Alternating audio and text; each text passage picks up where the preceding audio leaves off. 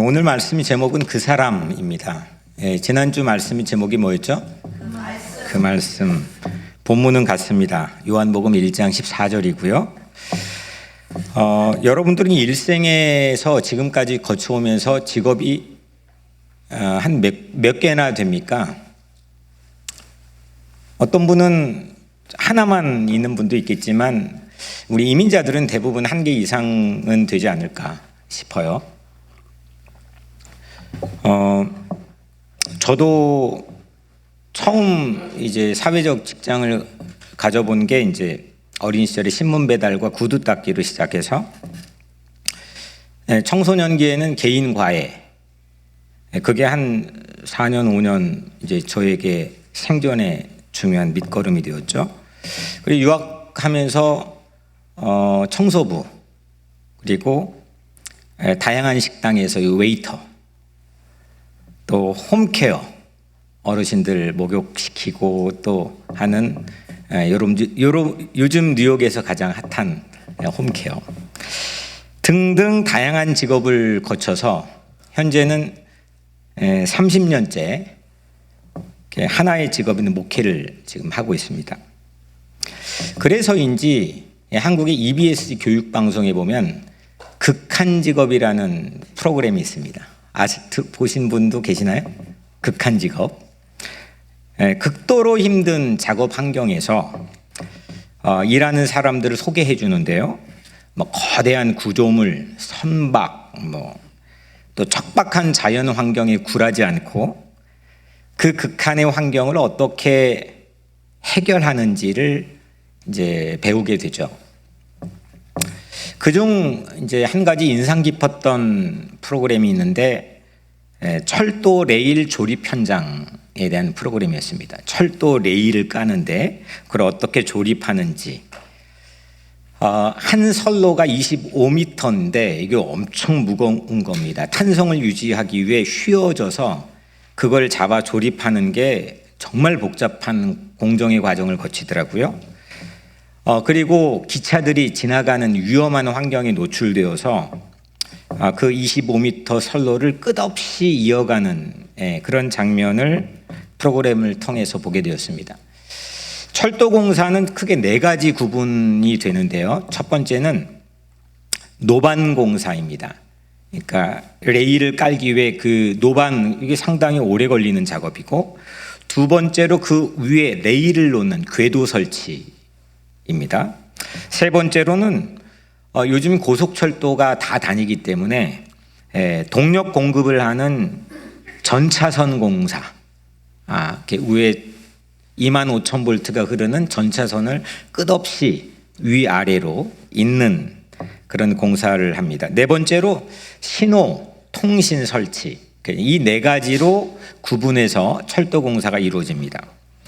이런 극한 직업의 공사 덕분에 제가 한국에 갔을 때 시속 300km 이상이 되는 고속철도를 타보았습니다. 소음이 전혀 느끼지를 못합니다. 과거에 5시간 걸렸던 서울 부산이 요즘엔 2시간 18분에 사람을 이동시켜 놓습니다. 이렇게 누군가의 극한 직업의 노동과 또 헌신을 통해서 사람들은 편리와 또 안전과 또 기술 문명을 덕분에 누리게 되죠. 그 프로그램을 보면서 가장 극한 직업은 뭘까 생각해 봤습니다. 뭘까요? 역사상 가장 극한 직업. 목회요? 역사상 가장 극한 직업은 신분을 극단적으로 하향 조정해야 되는 그런 상황에서 하는 일, 이를테면 왕이 노숙자가 돼서 감당해야 되는 일, 그냥 그런 처지에서 계속 해왔던 일에 이 열악한 그 극단적인 환경 안에서 일하는 것도 물론 어렵지만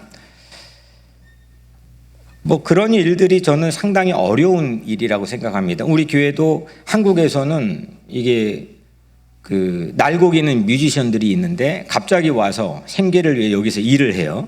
그죠? 이게 처음에는 제가 그 과정을 봤거든요. 이게 그 단기간에 극복되는 그런 어려움들이 아니었습니다. 그러니까 그걸 신분이라고 말하기는 그렇겠지만 여하튼 하고 있는 일에서 갑자기 전혀 다른 일을 해야 되는 그런 어떤 그 모멘텀의 순간에 이거 참 어려운 일이다, 극한 직업이다라고 하는 생각을 가져보았습니다. 이런 맥락에서 그 직업이라고 하기는 그렇겠지만 하나님이, 우리가 믿고 있는 하나님이 사람이 된다? 이거 우리 입장에서는 이게 추정이 잘 되지 않는 얘기입니다. 이게 또 개념도 잘 잡혀지지 않는 얘기입니다. 하나님 입장에서 생각을 해보면 하나님이 사람이 된다? 이거는 이런 맥락의 표현을 빌려보자면 극한 직업 중에 극한 직업에 속한다고 생각을 합니다. 이 일은, 하나님이 사람이 되신 이 일은 하나님과 사람을 잇는 어떤 레일을 놓는 극한 작업에 속하는 거죠. 그러니까 그 하나님의 일, 하나님이 사람이 되신 가장 큰 목적은 이 끊겨져 있는 레일을 다시금 복원에 연결하는 작업이기 때문입니다. 하나님과 사람은 이어질 수가 없었습니다. 근데 예수님께서는 이 땅에 오셔서 선과 악을 이어요. 그리고 생명과 죽음을 잇고요. 그리고 심지어 천국과 지옥을 잇습니다. 우리가 고백하는 사도신경 영어본에 보면은 예수님이 음부, 지옥에까지 장사 지내시고 가셨다라고 고백합니다. 죄로 죽고 지옥 갈 처지가 뻔한 우리가 예수님을 통해서 그 길을 가게 되는 거죠. 왕의 자녀로 복원이 되는 겁니다. 예수님의 삶은, 이 극한의 삶은 네 가지로 구분이 됩니다. 탄생, 공생애, 죽음, 부활.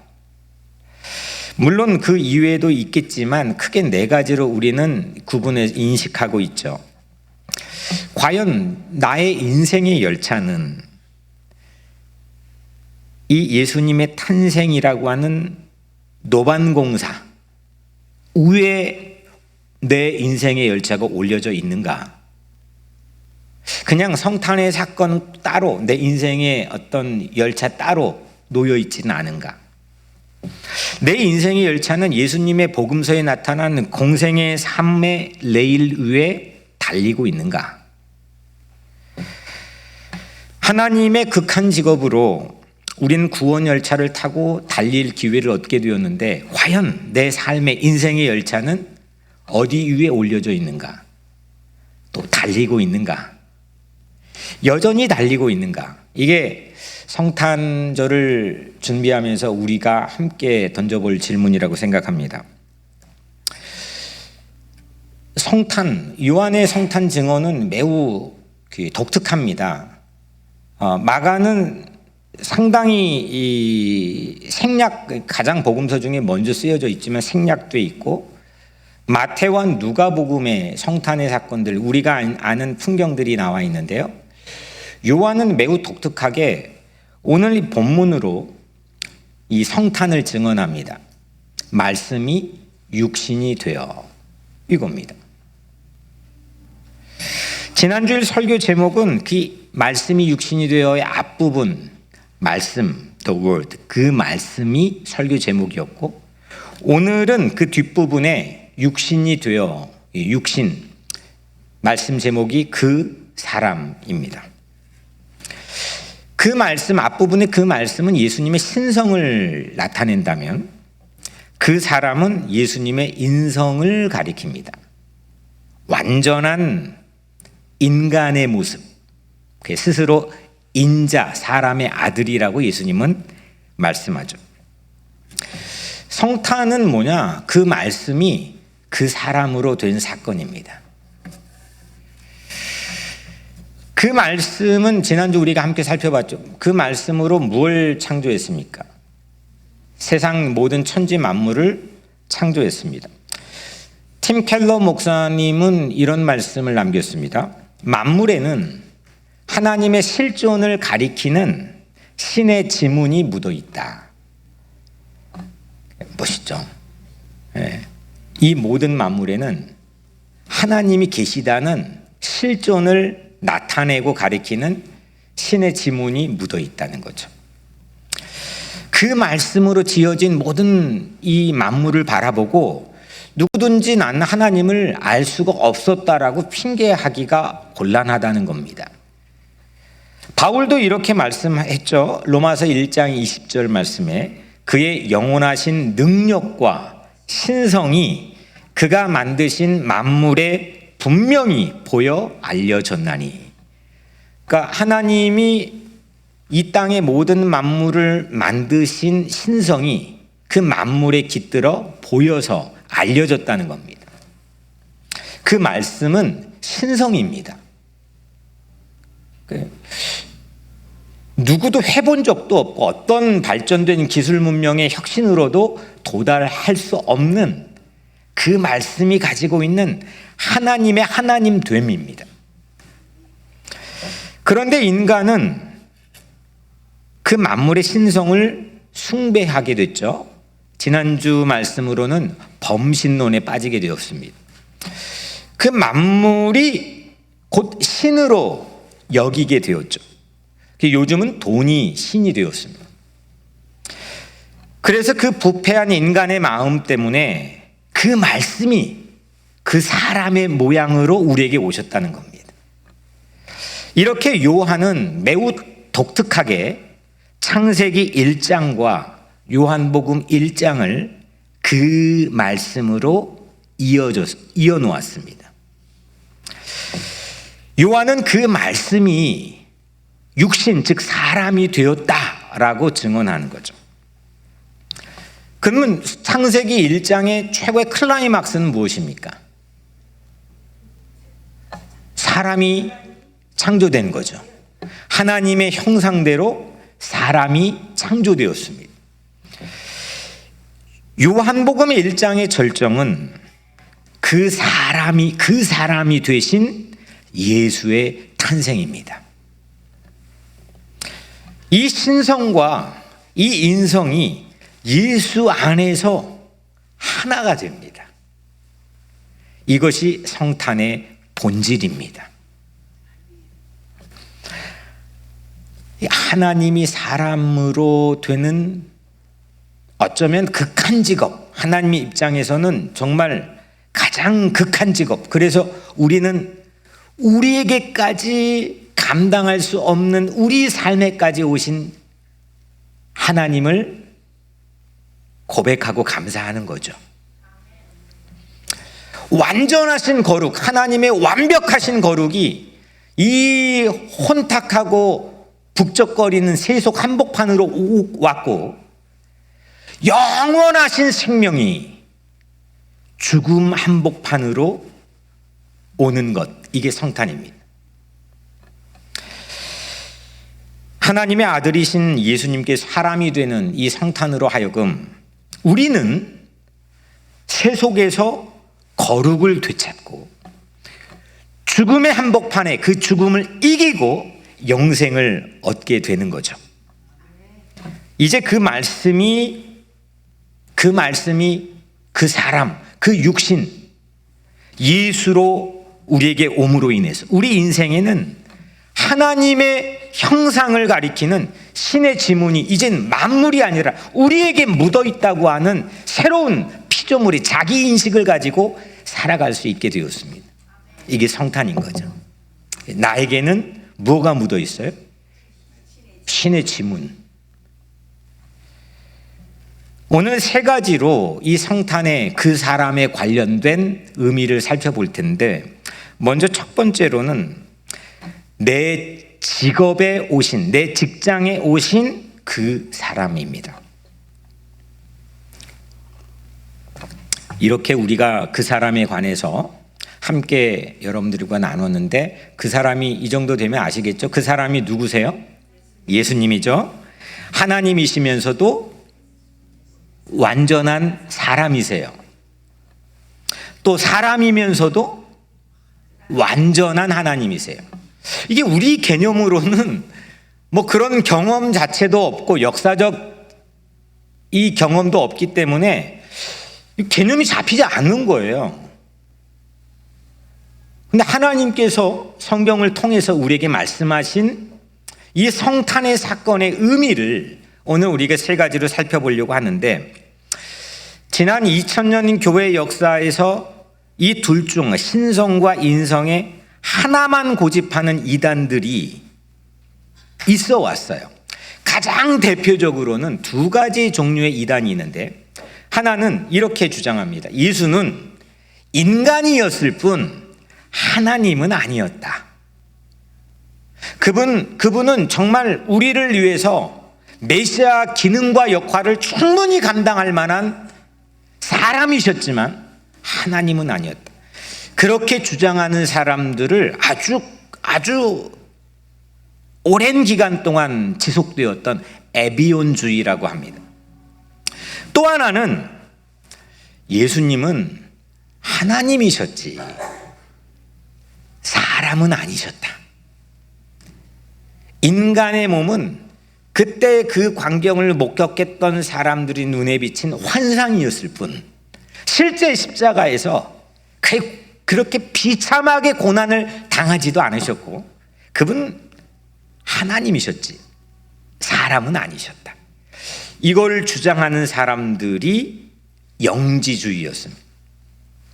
에비온주의와 영지주의가 초대교회에 득세를 했고, 특히 에비온주의의 득세로 말미암아 사도 요한이 요한계시록을 쓰게 되는 거죠. 이 두 가지의 이단들도 있었지만 오늘날까지 여전히 늘 있어 왔습니다. 나는 약간 에비온주의파야.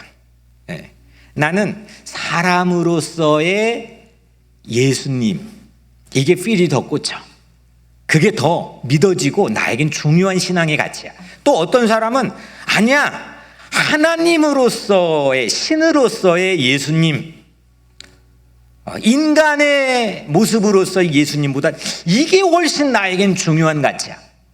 그러니까 교단의 분리나 아니면 신앙의 어떤 색깔의 차이나 이게 가장 중요한 이슈 중에 하나입니다. 그런데 오늘 이 말씀을 함께 나누며 예배드린 여러분들은 이 예수님의 인성과 신성이 가장 하나님께서 우리에게 찾아오신 그 모습 그대로 균형을 이루고 놓치지 않고 내 안에 건강한 예수 그리스도를 만나는 사건이 우리 모두에게 있게 되기를 주의 이름으로 축복합니다.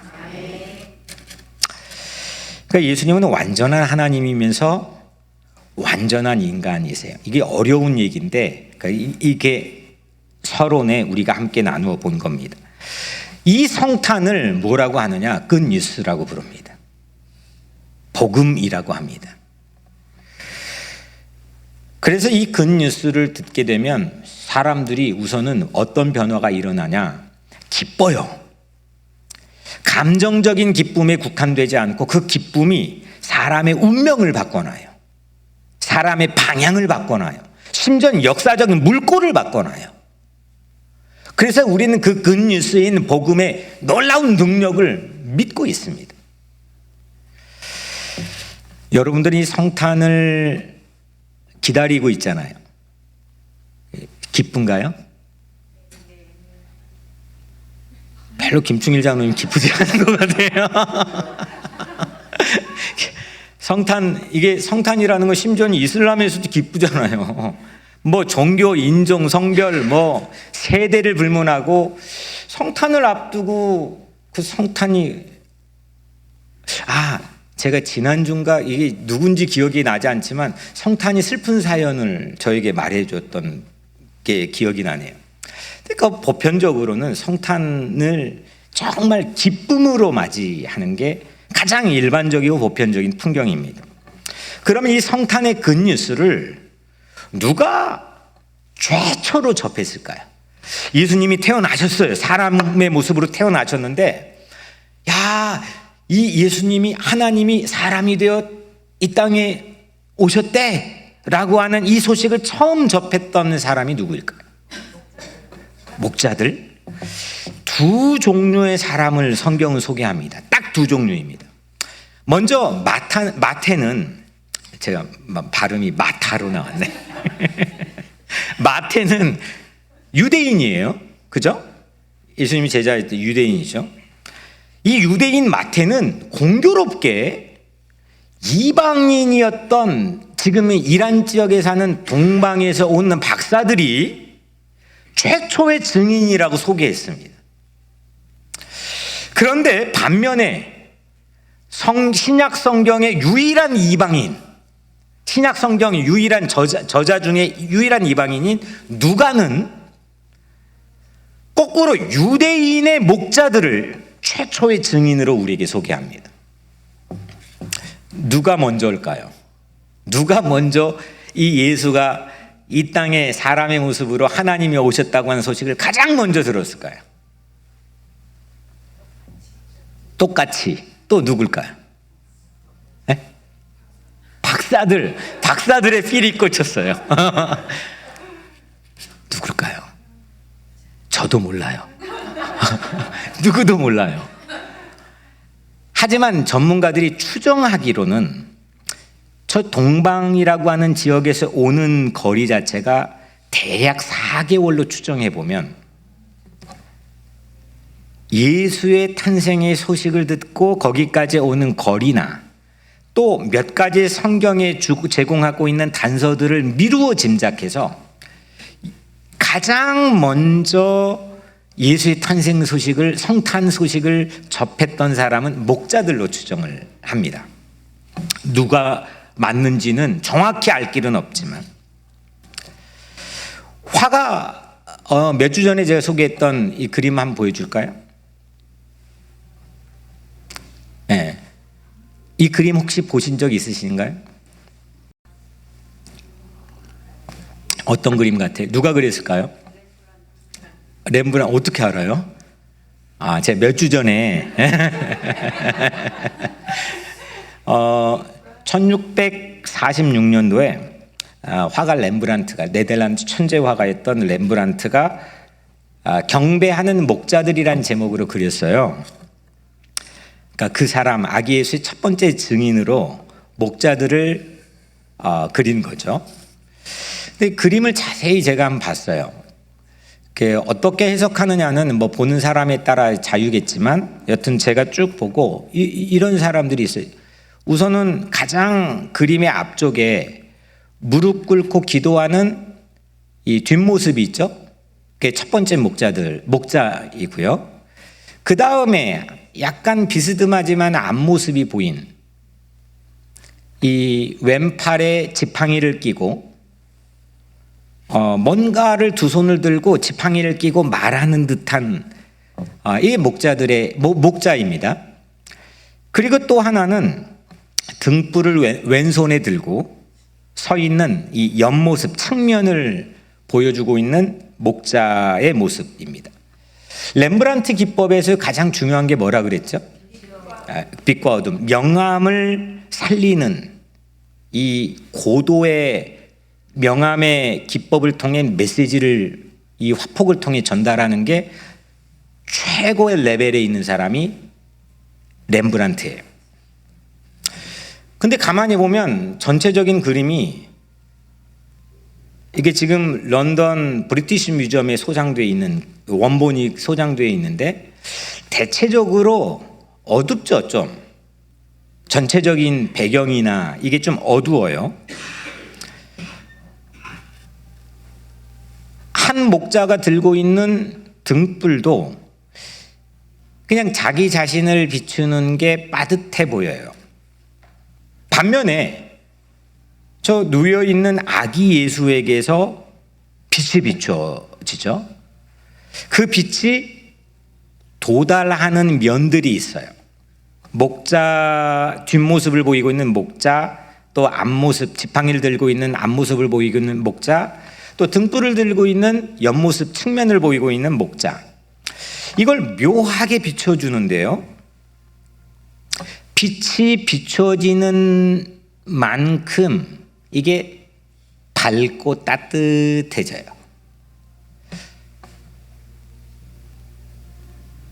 예수님에게 받는 목자들의 그 면만 따뜻한 빛으로 빛나고 빛에서 멀어지거나 또 빛이 비추지 못하는 측면들은 전부 어둡게 그려 놓았어요. 이 그림을 보면서 렘브란트를 제가 만난 적은 없지만 렘브란트 이 그림에서 예수님은 발광체, 빛을 스스로 발산하는 거죠. 반면에 목자들은 반사체예요.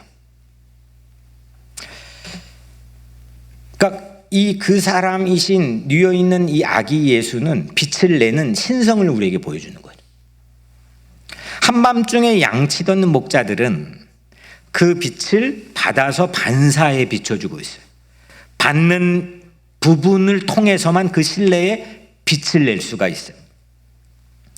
목자들은 당시에 이 사회학이 제시하는 당시의 인구, 직장 뭐 이런 조사들이 신학 안에 있거든요. 근데 당시 조사들을 찾아보니까 최하위 직업군에 속했던 사람들이 목자들이에요. 그런데 반면에 이 발광체인 아기 예수 곁에 첫 번째 최초의 직업으로 선 사람들이 목자들이에요. 그들의 이름도 말하지 않잖아요. 그냥 직업을 딱 하고 말해 놓잖아요. 그 사람은, 그러니까 아기 예수는 그 극한 직업, 밤을 지금 밤중에 이걸 보고 온 거거든요. 성경에 보면 그 밤을 새야 되는 극한 직업에 속하는 목자들에게 빛을 아기 예수는 비춰주고 있는 거죠. 그 사람이신 아기 예수는 호화로운 직업을 찾지 않았어요. 밤을 지새야 되는 극한 직업을 찾아가지고 빛나는 반사체가 되도록 하셨어요. 우리 교회에도 10년 이상 밤새는 직업을 하고 있는 분, 이 두 분이 이제 계세요. 그러니까 물론 다 극한 직업일 수 있겠지만 밤을 늘 1년 이 정도가 아니라 계속 밤을 새야 되는 거 저는 극한 직업이라고 생각해요. 그러니까 저도 이게 새벽까지 설교 준비해야 되니까 극한 직업에 근데 밤을 새지 않아도 낮을 밤처럼 보내야 되는 극한 직업일 때가 우리는 왜 없겠습니까? 아이를 키우는 것도 그 일도 때로는 환한 낮에도 마음이 어두워지는 밤처럼 보내야 되는 극한 직업일 수가 있겠고, 또 우리 권사님 지난 7개월 동안 우리 장로님 곁에서 늘 좋은 에너지를 제공해 줘야 되는 그런 부담감 속에서 우리가 알지 못하는 그 곁에 서 있는 그 삶의 자리도 극한 직업일 수도 있겠고, 또 내 직장에서 상사로부터 받는 그런 스트레스나 불안감, 내가 이 이민자로서 여기에 버텨야 되는 그 자리를 지켜야 되는 어려움, 그것도 우리에게는 극한 직업일 수가 있겠죠.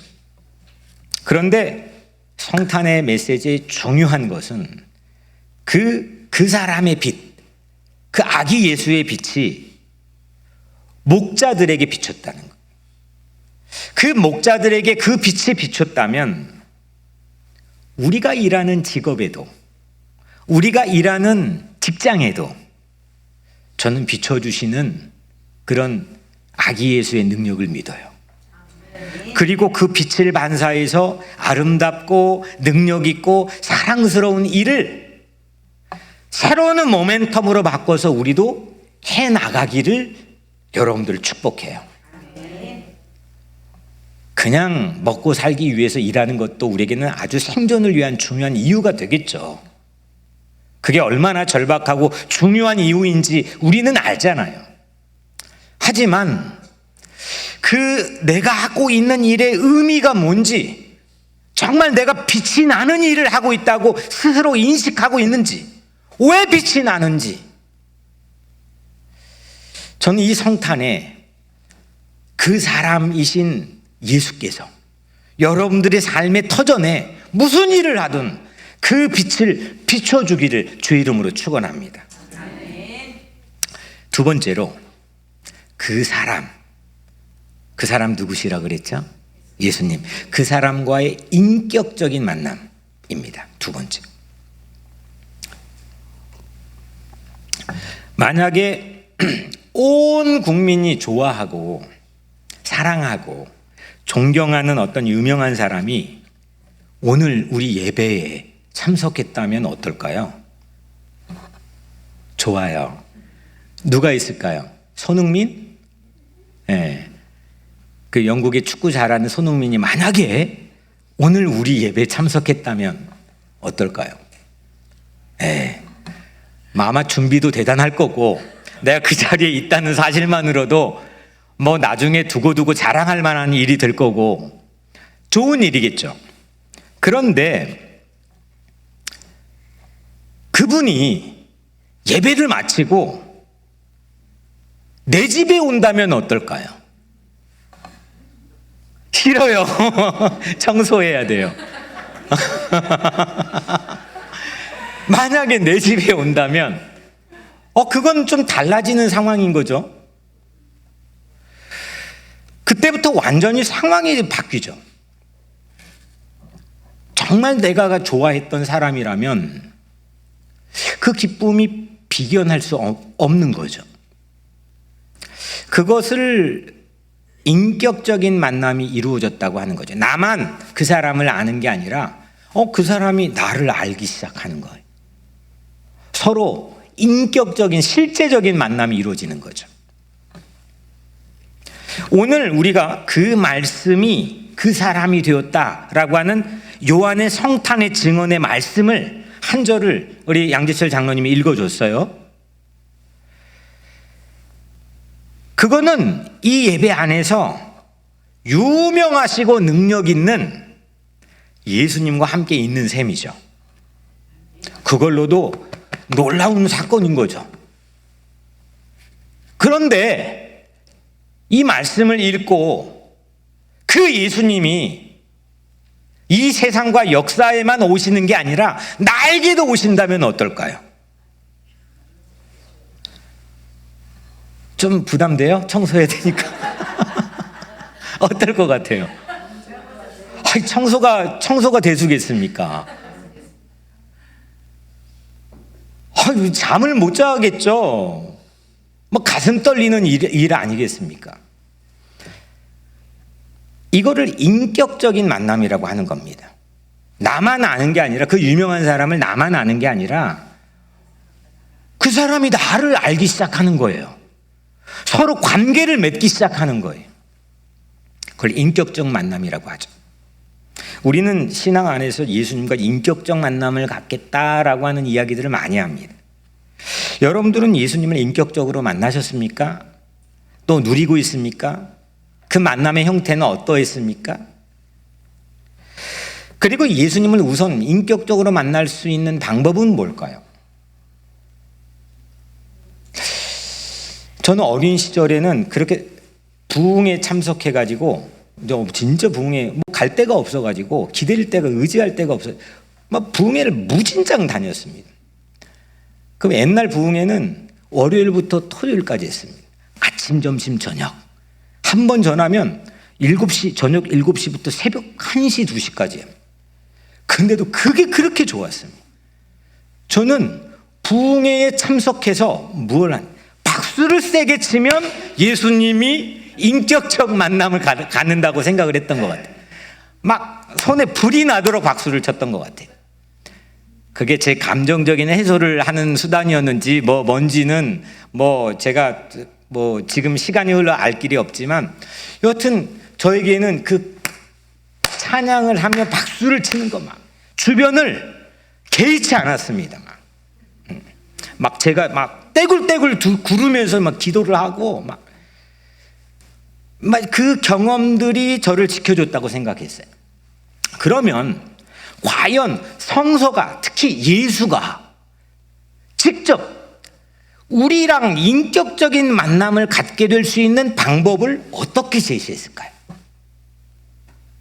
박수일까요? 성경책. 이야, 수준이 높아요. 그러니까 제 말은 그 성경책 안에서 어떻게 말했냐는 거예요. 어떻게?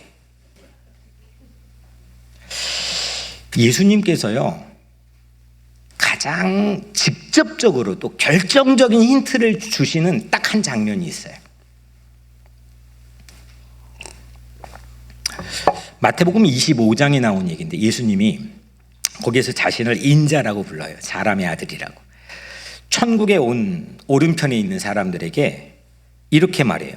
내가, 그러니까 예수님이 허기질 때 너희가 먹여주었고, 내가 목마를 때 너희가 마시게 해주었고, 내가 나그네가 되었을 때 너희가 환영해 주었고, 내가 헐벗었을 때 너희가 입혀주었고, 내가 병들어 아팠을 때 너희가 돌보아 주었고, 내가 감옥에 갇혔을 때 너희가 찾아와 줬다.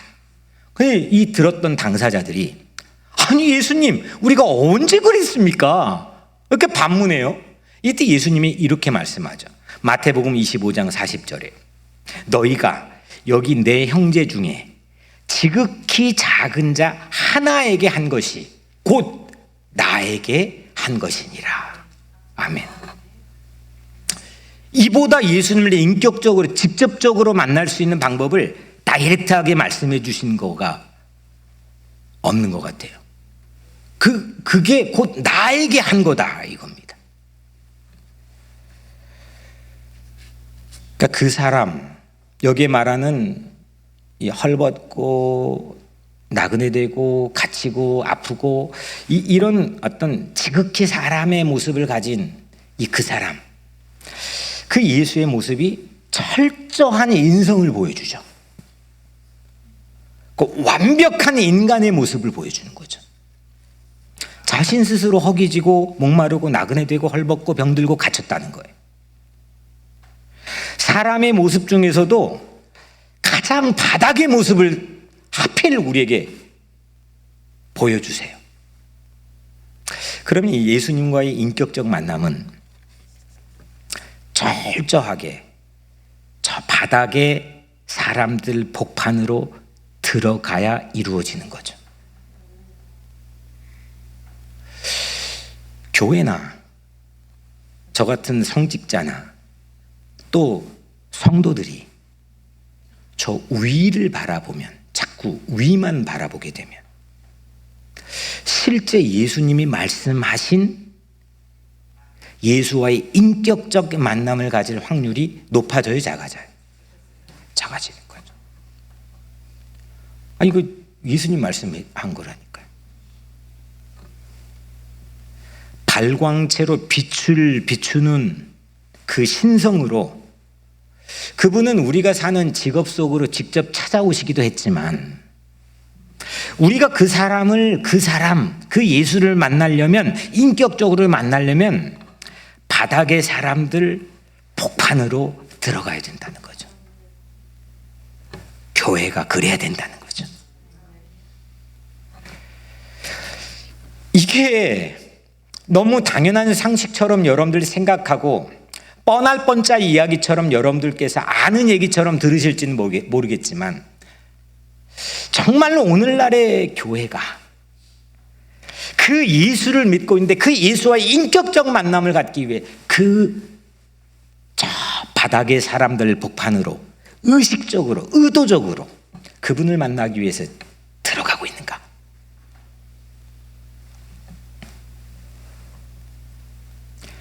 내가 예수님을 만나려면 그렇게 바닥에 있는 사람들을 만나고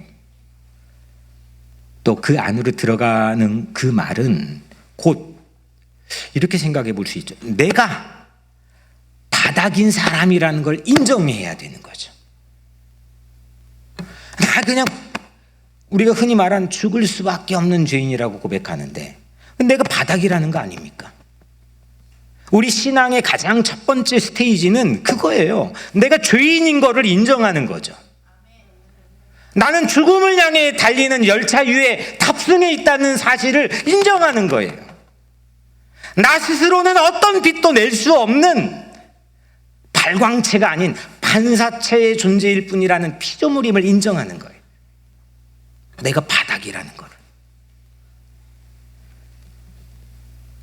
그때 지극히 작은 한 사람인 나를 찾아와 대해 주시는 예수님을 우리가 만나고 또 그 예수님을, 그 사람을 만나기 위해 예수님이 가르쳐 주신, 제시해 준 레일대로 그 작은 한 사람이 있는 그 바닥의 한복판으로 우리가 갈 수 있는 거 아니겠어요?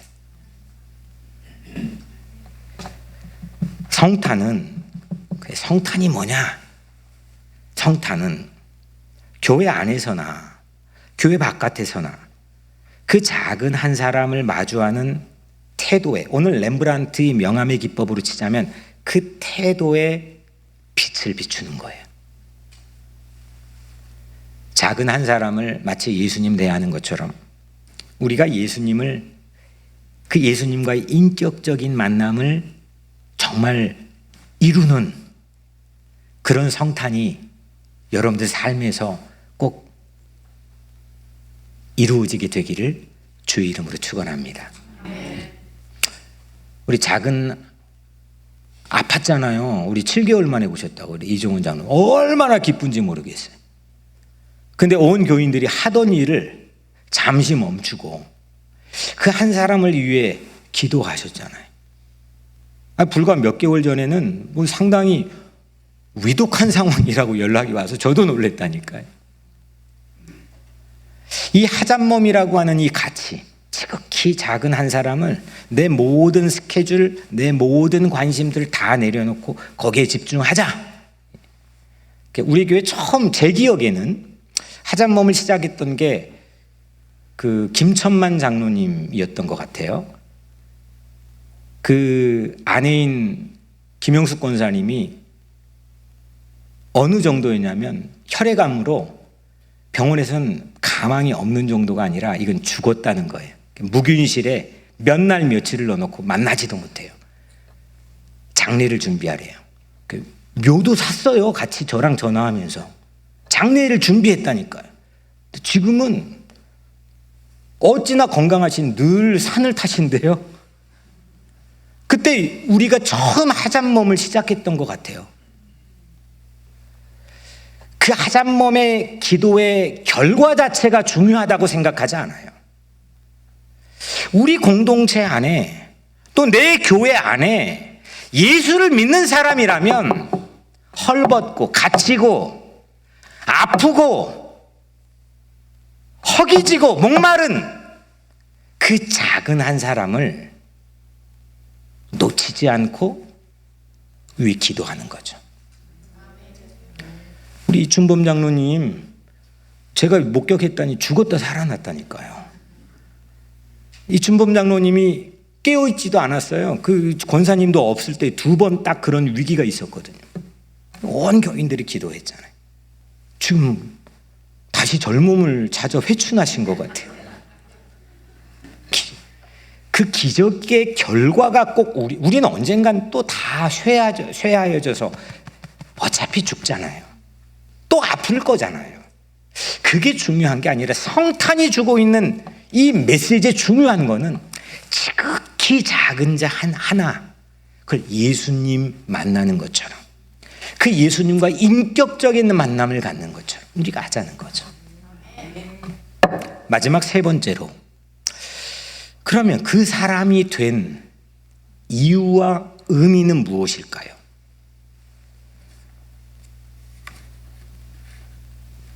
우리 지극히 작은 자 한 사람 만나는 것에 예수님과 인격적 만남이라는 것을 2번째 대지에 나눴는데, 이걸 거꾸로 뒤집어 보면 예수님의 입장에선 지극히 작은 한 사람 된 거잖아요. 그 사람이 된 거잖아요. 그건 예수님에게는 극한 직업이죠. 왜 그랬을까요? 또 그 의미는 뭘까요? 이걸 알아야만 되는 분명한 이유가 있는 건데요. 왜 하나님이 그런 그 사람이 되어야 될까요? 우리를 도우시는 예수님이라고 우리는 믿고 있는데 왜 우리 도움을 받아야 되는 작은 한 사람이 왜 예수님이라고 우린 받아들여야 될까요? 그래서 이 이유 때문에 에비온주의들은 예수님은 영지주의들 예수님은 사람이 아니었다고 얘기한다니까요. 이게 별거 아닌 것 같지만 우린 교리적으로 이걸 분명히 알고 있다지만 우리 각자의 생활 속에서는 이게 왜 그런지에 대한 답을 분명하게 내 마음속에 받아들이거나 인정하지 않으면 이건 함정에 빠질 확률들이 매우 많다니까요. 히브리서 4장 15절에 이런 말씀이 있죠. 우리에게 있는 대제사장은 우리의 연약함을 동정하지 못하실 이가 아니요. 이건 동정한다는 거예요? 못한다는 거예요? 한다는 거예요. 동정하지 못하실 이가 아니요. 모든 일에 우리와 똑같이 시험을 받으신 이로되 죄는 없으시니라. 그 사람, 그러니까 예수님이죠. 그 사람은 우리와 똑같이 시험을 받았다는 거죠. 어려움, 고난, 유혹 이거 똑같이 우리랑 받았다는 거예요. 그래서 우리의 연약함을 완전하게 깊숙하게 속속들이 꿰뚫어 보며 다 동정해 주신다는 거죠. 그걸 우리는 믿는 거 아닙니까? 나를 다 아시는 유일한 분이 되어 주시기 위해서 그 작은 한 사람이 되신 거죠. 그것이 그 사람의 사랑인 거고요. 내 현실에 무관심하지 않는 분, 나랑 똑같이 연약하고 볼품없고 시험받고 고난받으시는 분, 그분은 나를 다 아신다는 거예요. 그런데 나를 다 아는 것에 그치지 않으세요. 갈라디아서 4장 4절에 5절 말씀 보면 때가 차매 하나님이 그 아들을 보내사 여자에게서 나게 하시고 율법 아래에 나게 하신 것은, 그러니까 이렇게 하나님이 사람이 되게 하신 것은 율법 아래에 있는 자들을 속량하시고 우리로 아들의 명분을 얻게 하려 하심이라. 아멘. 그러니까 하나님 법 아래 죄인일 수밖에 없는 우리잖아요. 그러니까 세상법 말고 하나님의 기준에 의해서 의롭게 여겨질 수 있는 사람이 세상에 없다는 거잖아요. 근데 그런 우리를 대신해서 속죄하시기 위해서, 우리를 속량하기 위해서 그 사람으로 이 땅에 오셨다는 거예요. 우리와 똑같은 모양으로 오셨다는, 대신 뒤집어 쓰기 위해서. 그 방법 아니면 하나님이 돼가지고, 아니 어떻게 그냥 막 용서해 줄 수가 있어요? 하나님은 정말, 하나님의 정의는 어디 갔어요? 하나님이 아니신 거잖아요. 그 정의를 충분하게 만족시키기 위해서. 또 하나님이 그냥 마음대로 죄인들을 심판하신다면, 아니 하나님이 돼가지고 어떻게 사랑의 하나님이 그럴 수 있어요? 그럴 수 있잖아요. 그 사랑을 완벽하게 충족하기 위해서 내 있는 자리에, 그 구속받을 수 없는 자리를 속량해 주시기 위해서 그 사람으로 오셨다는 거죠. 그러니까 나를 살리려고, 쉽게 말하면 나를 살리려고 나와 똑같이 되셨다는 거예요. 이건 나를 동정하지 못하실 부분이 없게끔, 나를 다 아실 만큼 모든 고난과 유혹과 시험을 다 받으시는 사람의 모양으로 오셨다는 이유와 더불어서 그걸 넘어 나를 살리려고, 내 인생의 운명을 뒤바꿔 놓으려고, 나를 속량하시려고, 나를 모두 다 죄사함 받게 하려고 나와 동일한 똑같은 사람의 모양으로 우리에게 오셨다는 거죠. 이게 성탄인 거죠. 그래서 이 성육신, 이 성탄을 가장, 제 입장에 가장 성경에 잘 표현한 성경 말씀이 빌립보서 2장 5절, 6절, 7절, 8절인데, 너희 안에 이 마음을 품으라. 곧 그리스도 예수의 마음이니 그는 근본 하나님의 본체시나 하나님과 동등됨을 취할 것으로 여기지 아니하시고 오히려 자기를 비워 종의 형체를 가지사 사람들과 같이 되셨고 사람의 모양으로 나타나사 자기를 낮추시고 죽기까지 복종하셨으니 십자가에 죽으심이라. 아멘. 그분이 예수예요. 본래 하나님과 같이 본체셨으나 자기를 비워, 케노시스, 자기를 비워 종의 형체를 가지고 사람의 모양으로 나타나셔서 자기를 낮추시고 죽기까지 복종하여 우리를 대속해 속량해 주셨다는 겁니다.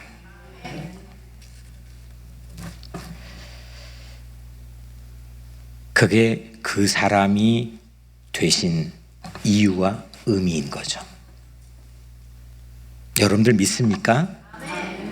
이게 복음입니다. 누가 나에게 이렇게 해줄 수 있습니까? 부모가, 자녀가, 친구가, 누가 나에게 내가 뒤집어 쓸 거를 다 대신 그 자리에서 해결해 줄 수 있습니까? 나와 동일한 위치에 모욕받고 위축되고 시험받고 고난받으면서 흔들거리는 내 삶의 자리에 대신 서줘서, 이게 하나님이 그 사람이 되신 의미인 거죠. 사랑하는 여러분, 자기를 비우는 그 사람은 하나님과 우리 사이에 영원하신 레일을 공사에 놓아주셨어요.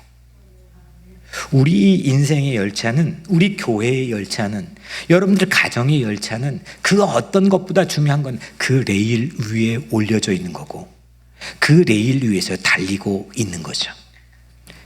그 사람은 우리를 구원 열차에 태워 달리게 해 주었죠.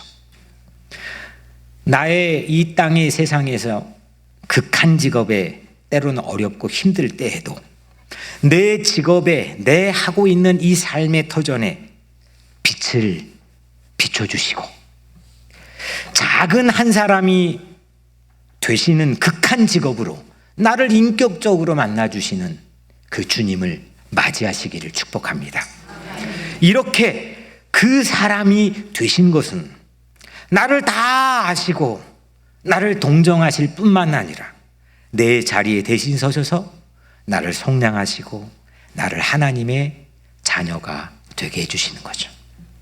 그 사람, 그 예수님이 빛으로 나에게 오시는 성탄을 맞이하시기를 축원합니다. 그 사람과 인격적으로 정말 실제적으로 만나는 그런 성탄을 기다리고 준비하고 사모하고 체험할 수 있게 되기를 주 이름으로 간절히 축원합니다. 기도하겠습니다.